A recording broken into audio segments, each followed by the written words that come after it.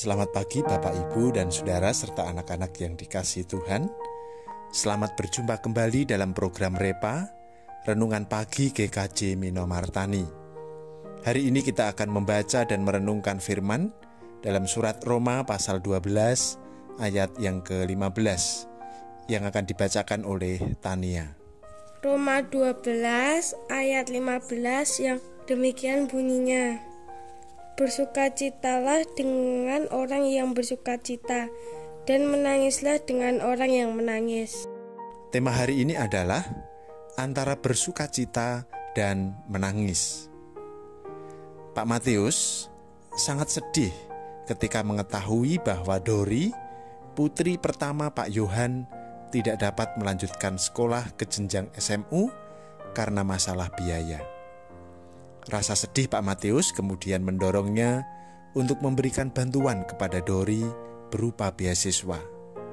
Tujuannya adalah agar Dori dapat melanjutkan sekolah ke jenjang yang lebih tinggi.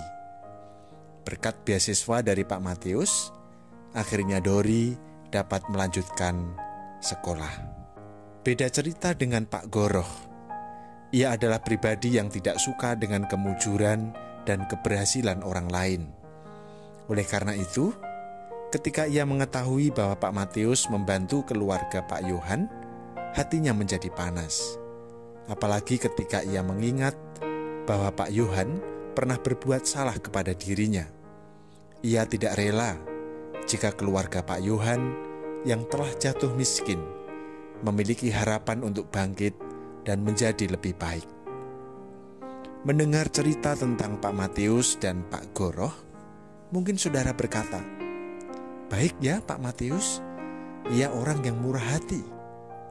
Kemudian tentang Pak Goroh, saudara berkata, "Opo yo ono orang kayak Pak Goroh, kok jahat banget sih jadi orang?"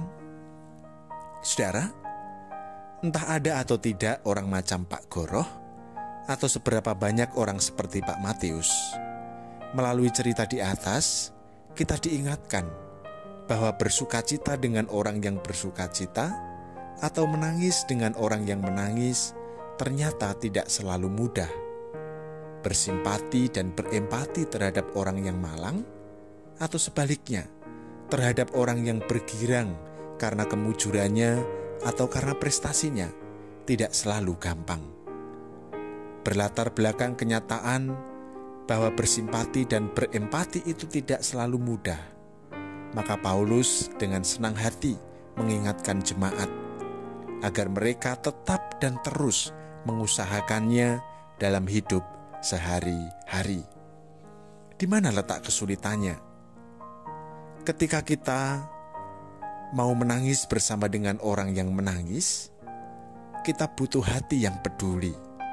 Dan sesungguhnya setiap kita sudah dibekali dengan bakat itu. Jadi untuk hal ini sebenarnya sedikit lebih mudah peduli terhadap orang lain. Sedangkan ketika kita mau bersukacita dengan orang yang bersukacita, kita butuh hati yang betul-betul agung, yang bebas dari sikap iri hati dan yang senang dengan keberhasilan serta keberuntungan orang lain.